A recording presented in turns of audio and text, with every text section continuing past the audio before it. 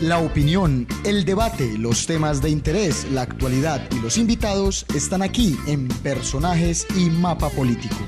Un espacio donde usted también cuenta y nuestro objetivo es que la ciudadanía esté enterada de lo que pasa a su alrededor, de una manera clara, directa y verídica. Personajes y Mapa Político. Buenas, pero muy buenas noches, gracias a Dios. Estamos aquí como todas las noches a través de CNC en el programa Como me lo contaron, lo cuento con Rubén Darío Pérez y Personajes con este servidor Luis Javier Castaño Ulloa. Hemos invitado hoy al doctor Germán Londoño Carvajal para que vamos a hablar hoy de algo buscando cómo se unifican las sentencias, buscando si usted está privado de la libertad, qué responsabilidad tiene el Estado, qué puede hacer el Estado por usted, o usted se quedará todo el tiempo y sale de pronto libre, y quién le paga ese tiempo. En fin, algo didáctico que nos va a explicar el profesor catedrático y jurista, el doctor Germán Londoño Carvajal. Sí, ya veremos quién es el doctor Germán Londoño. Rubencho, ¿cómo vamos? Doctor Javier, buenas noches. ¿Cómo va? Muy bien. ¿Me tiene alguna? Dos. Empiece después. La primera, el pasado sábado en el Consejo de Medellín hubo indignación por la columna que en El Colombiano publicara nuestro amigo Raúl E. Tamayo Gaviria, en donde trató al Santi de la siguiente manera: que Santiago Martínez ataque al metro, lo entiendo, porque el pobre Santi, después de montar en chalupa en la Mojana del San Jorge y en Coco Taxi para ir de San Marcos a Las Flores, sentirá envidia. Pero que un vecino del barrio Alejandro Echavarría, refiriéndose a Jesús Aníbal Echeverry, lo haga, es una ingratitud con la vida y con el metro de Medellín. Así termina su columna el sábado don Raúl Tamayo Gaviria. Esto motivó que todos los corporados se solidarizasen o se solidarizaran con Chucho, Jesús Aníbal, y con Santi, el Santi Martínez. Por la columna. Queda consignada y una carta de protesta al columnista para que no maltrate, porque es que de Jesús Aníbal dice que apenas tiene 10 de coeficiente intelectual. Ay, María. Bueno. Pero él está estudiando la alcaldía. Sí. La otra. Me contaron, y como me lo contaron, lo cuento. Me contaron que el pasado viernes 11 de julio no se pudo llegar a un acuerdo en la U para elección de presidente del Congreso, que postergaron para mañana miércoles 16. Hoy es martes 15. A propósito, estoy esperando todavía la quincena, doctor. Muy bien, Bueno, llega por correo. Entonces, mañana 16 en Bogotá se van a reunir los de la U otra vez. Entonces, me contaron, y como me lo contaron lo cuento, que ni Benedetti, que ni Liscanito, ni que Name Cardoso van a ser. Que va a haber no tercería, sino aquí serían un cuarto personaje que aparezca en Franca Lid, y parece que ese sí va a ser el de consenso. ¿Quién es eso? Se llama William. No. Senador. ¿Usted no conoce al senador William? Por un chamorro. Ah, pero es que él es William Jimmy. Jimmy Chamorro. Mire los nombres que tiene. William Jimmy, más conocido como Jimmy Chamorro. William Jimmy Chamorro Cruz, dueño de Colmundo Radio, de la Cruzada Estudiantil de Colombia. Pastor evangélico. Le ganó el cáncer. Número 1 en la lista del Senado por la U en las pasadas elecciones. ¿Sabe cuánto sacó William Chamorro? 61.005 voticos. Un poquito, porque cuando él votación número 12 se lanzó de él solo, sacó mucho más votos. Es que él tenía movimiento propio, la C4, Cruzada Estudiantil, y siempre sacaba 250.000 votos. Bueno, ahí le doy el dato, me contaron, como me lo contaron lo cuento, ese va a ser el nombre de consenso de la U para ser el presidente y el que le imponga la banda presidencial a don Juan Manuel Santos Calderón. Muy bien. Le agradezco, doctor. Y una precisión.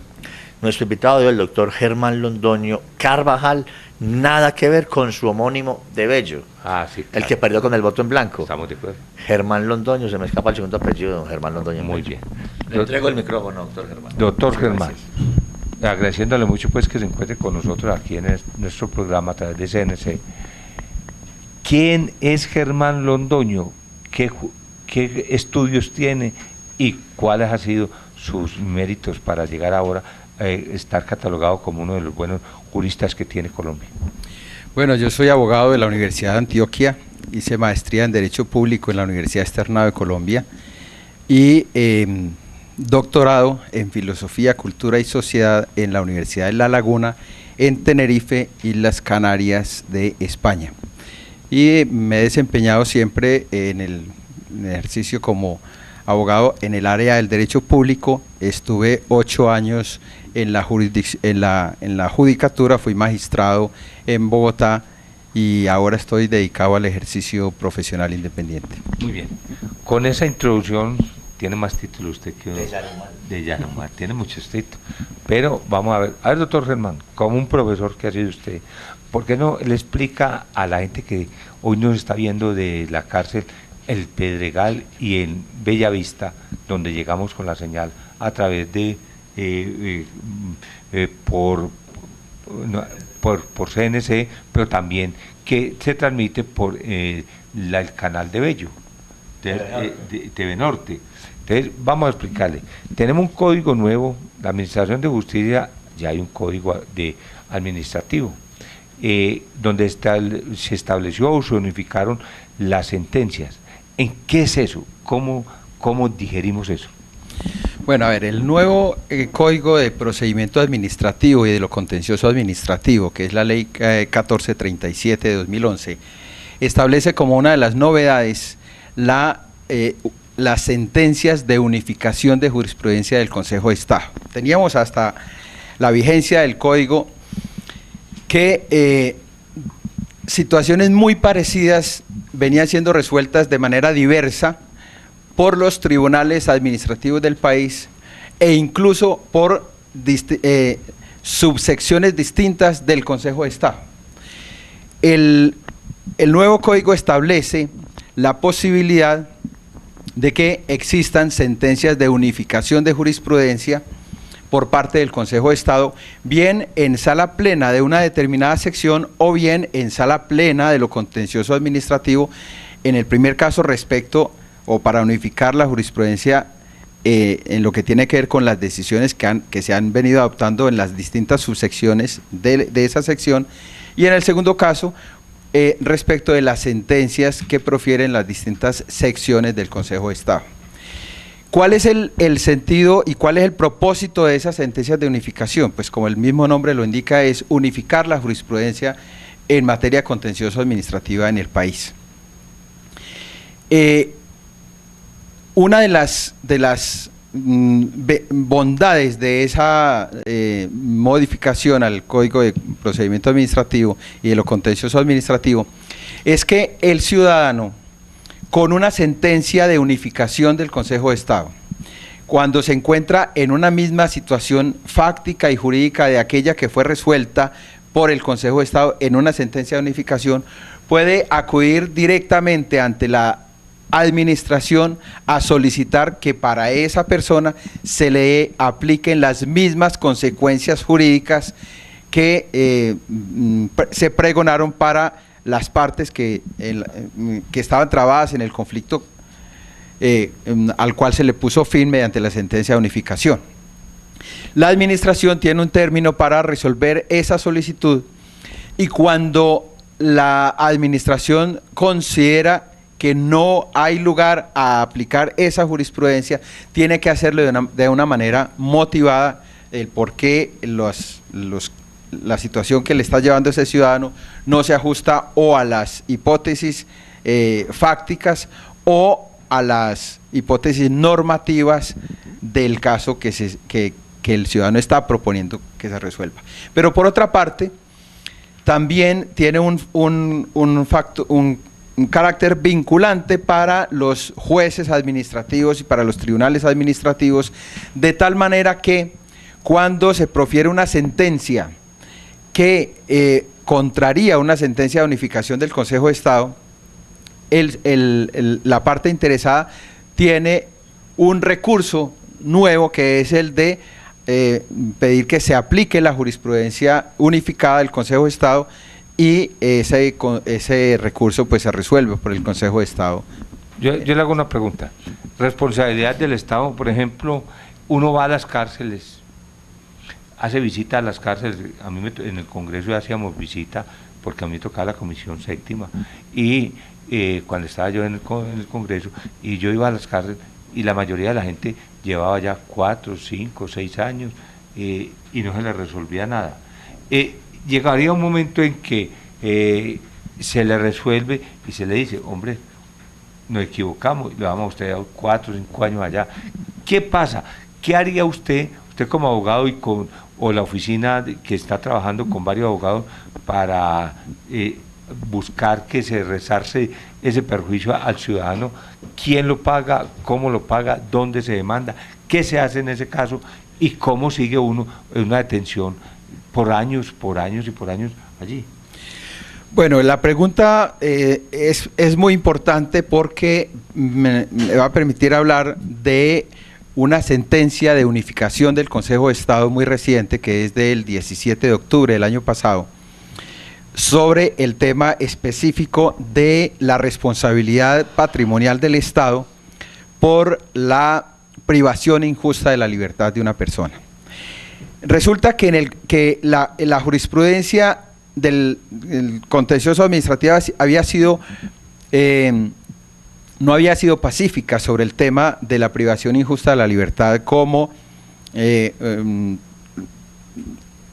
fuente de responsabilidad patrimonial del Estado. Entonces, en un primer momento histórico, en vigencia del antiguo Código de Procedimiento Penal, que era el decreto ley 2700 del año 91, había un artículo que era el 414 que decía, era el que regulaba el tema de la responsabilidad patrimonial del Estado por lo que tenía que ver con la privación injusta de la libertad. Pero ese artículo tenía solamente una referencia a que la persona, decía el artículo en una primera parte, que quien estuviera privado injustamente de la libertad tenía derecho a reclamar indemnización, pero luego traía solamente 3 supuestos: que la persona hubiera sido absuelta porque el hecho no existió, porque la persona no lo cometió o porque la conducta no estaba tipificada como delito. A partir de esa norma, lo que venía diciendo incluso el Consejo de Estado era que solamente había lugar a indemnizar los perjuicios de aquella persona que, después de haber estado privada de la libertad durante el proceso penal, ese proceso concluía con una sentencia absolutoria, pero en esos 3 supuestos. Eso lo sostuvo así hasta el año 94 más o menos. Después avanzó un poco más el Consejo de Estado y dijo, bueno, no solamente en esos 3 casos, sino que, o mejor, la situación que establece la norma, lo que implica es que cuando se trata de esos 3 supuestos, la persona no tiene la carga de probar que hubo una falla en la administración de justicia. En el primer momento lo que se decía era, la norma establece es que la indemnización, el derecho a la indemnización solamente opera cuando se demuestra que hay una falla en la administración de justicia, y que en los 3 supuestos que le he mencionado, la ley presumía que había falla en la administración de justicia. En el segundo momento, el Consejo de Estado ya dijo, no solamente se da por falla en la administración de justicia. Puede suceder que la persona fue privada de la libertad, incluso cumpliendo con los presupuestos normativos que había en su momento para la privación de la libertad, pero como la norma establece que cuando hay una sentencia absolutoria en esos 3 casos hay lugar a la indemnización, pues así lo establecía. Luego dio un paso más, porque claro, bajo esas anteriores consideraciones, la persona que, por ejemplo, resultaba absuelta por la aplicación del principio universal del indubio pro reo, porque no se le había logrado demostrar con grado de certeza requerida para la condena que efectivamente la persona había cometido el delito, en esos casos se decía no hay lugar a la indemnización porque es una carga de todo ciudadano estar sometido a la administración de justicia para que lo investigue cuando quiera que hay sospecha o elementos que pudieran permitir inferir razonablemente que esta persona incurrió en una conducta tipificada como delito. Pero en el tercer momento el Consejo de Estado ya dijo no, en el caso del indubio pro reo también hay lugar a la indemnización. Lo que pasa es que la carga de la prueba la tiene el ciudadano de demostrar que hubo realmente una falla en la administración de justicia y que esa privación de la libertad resultó injusta. Luego, como en el año 96, la ley 270, que es la estatutaria de la Administración de Justicia, estableció ya específicamente que cuando se tratara de falla en la Administración de Justicia, pues había lugar a la indemnización de perjuicios sin hacer referencia a esos tres supuestos que traía el antiguo Código de Procedimiento Penal. Entonces, la Corte Constitucional avaló la constitucionalidad de esa norma, que era, si mal no recuerdo, el artículo 68, bajo el entendido de que la falla en la administración de justicia tenía que obedecer pues a una conducta arbitraria, abiertamente ilegal, contraria a derecho por parte del funcionario judicial. El Consejo de Estado se aparta luego de ese criterio de la Corte Constitucional, bajo el entendido de que no puede ser que el ciudadano tenga que soportar la carga exclusivamente cuando hay una situación arbitraria, contraria a derecho por parte del operador judicial, porque en muchos casos la investigación se lleva rigurosamente, pero definitivamente no se llega al acervo probatorio suficiente para llevar certeza sobre la comisión del delito, y eso no puede ser que el ciudadano entonces vaya para su casa después de 4 o 5 años privado de la libertad y soporte usted solito esa carga. O sea que aquí está la duda. Cuando hay duda y no hay certeza, o el material probatorio no pudo comprobar que usted cometió el hecho punible. Entonces ya la unificaron, que eso va a favor del que cometió, es decir, de la persona perjudicada. Claro, ya la unificación de la jurisprudencia lo que mostró fue que en un Estado social de derecho como el colombiano, no puede, en virtud de la igualdad de las cargas públicas, no puede el ciudadano soportar estoicamente la situación en la cual después de 3 o 4 o 5 años fue privado de la libertad. Y la carga de la prueba aquí entonces ya esta es la novedad importante de la jurisprudencia, es que ya lo único que yo tengo que demostrar para reclamar indemnización de perjuicios materiales y morales es que estuve privado de la libertad y que hubo una decisión favorable a mí. Fue sentencia absolutoria, fue una preclusión por parte de... Pero no autoinhibitorio. Incluso También. Cuando se trata del caso del autoinhibitorio, lo que yo tengo que demostrar es simplemente, estuve privado de la libertad, y aquí está la certificación de la autoridad competente, y no fui encontrado responsable penalmente por esa conducta que se me atribuía. Con esos elementos yo ya tengo derecho a reclamar la indemnización. Muy bien. Yo le hago una pregunta aquí los antioqueños, que son 150.000 personas que lo pueden estar viendo a usted. Entonces se pregunta, Luis Alfredo Ramos, el exgobernador de Alfredo Ramos, está privado de la libertad. En este momento hay una prueba una prueba no fuerte, una prueba muy endeble, no hay, lo que hemos conocido, no hay los argumentos fácticos para poder dar una sentencia. Sale a suelto, está dentro de lo que usted dice, lo tenemos a él inmerso en esta situación. ¿Puede? Claro que sí, lo que pasa es que anteriormente incluso se confundía el tema de la responsabilidad del Estado, que es una responsabilidad objetiva, con la responsabilidad del funcionario, que es una responsabilidad subjetiva. ¿Qué sucede entonces?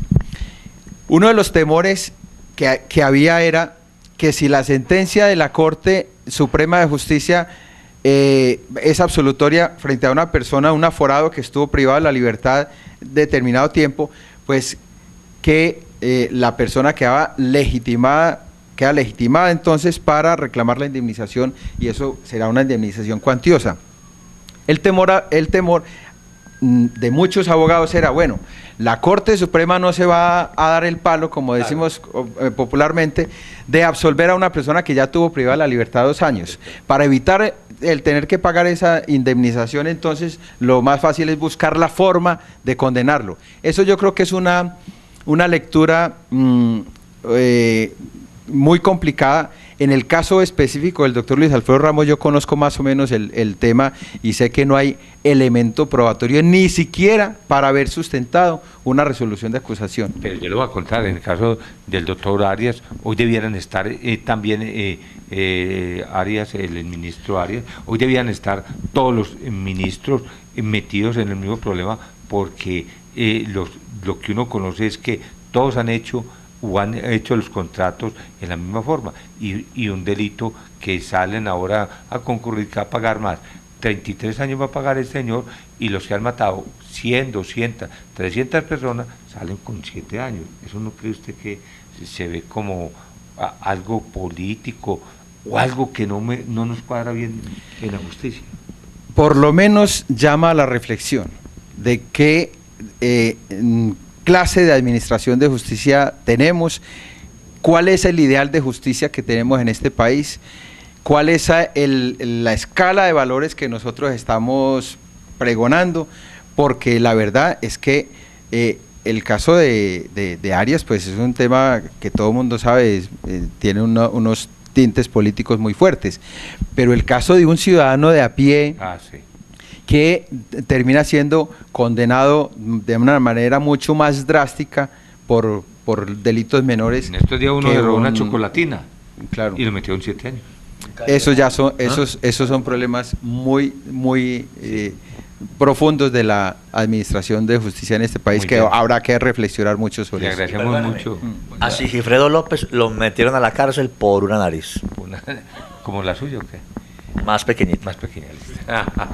Después la Fiscalía reconoció el error y por eso entró a conciliar directamente para evitar que se llevara el proceso y luego tuviera que pagarse una suma mucho más elevada de la que finalmente se le reconoció. Le agradecemos mucho, hombre, y muy bueno que esto le sirva allá a los ciudadanos que están hoy privados de la libertad, a aquellos que han estado privados, y cualquier inquietud usted nos puede escribir aquí a CNC, y nosotros con el doctor Germán Londoño Carvajal estaremos dispuestos a transmitírsela para que él le conteste.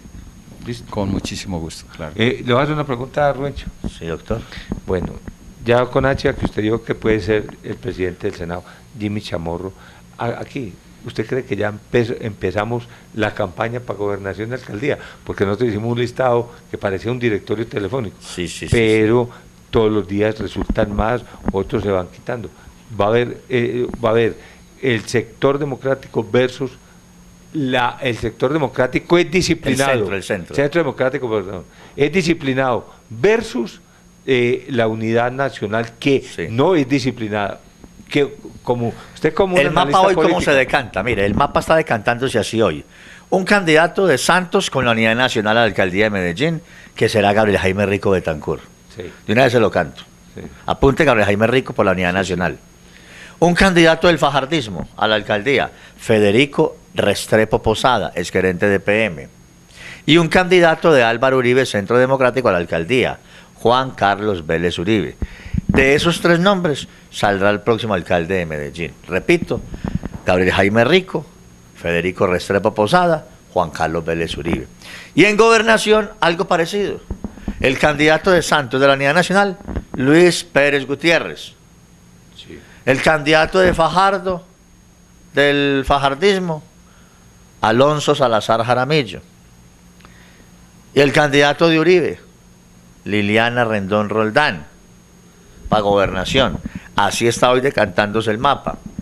No dejar por fuera, en esa instancia ya de elecciones, los candidatos del Polo, que van a hacer alianza. A gobernación pone el Polo su candidato, Jorge Gómez. Y a la alcaldía pone la Alianza Social Independiente, su candidato a la alcaldía, que va a ser Luis Bernardo Vélez. Esa disciplina sí la tendrá la Unidad Nacional. A hoy es lo que se está pregonando. Muy Esperemos. ¿A qué horas?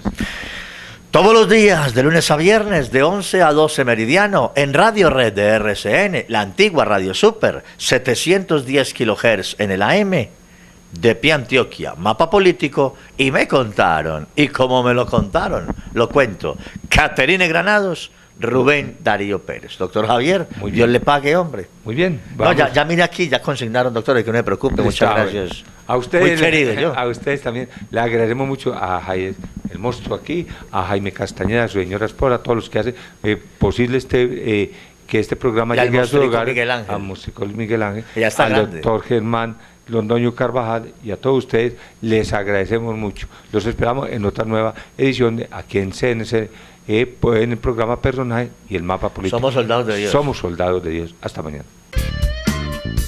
La opinión, el debate, los temas de interés, la actualidad y los invitados están aquí en Personajes y Mapa Político. Un espacio donde usted también cuenta y nuestro objetivo es que la ciudadanía esté enterada de lo que pasa a su alrededor de una manera clara, directa y verídica. Personajes y Mapa Político.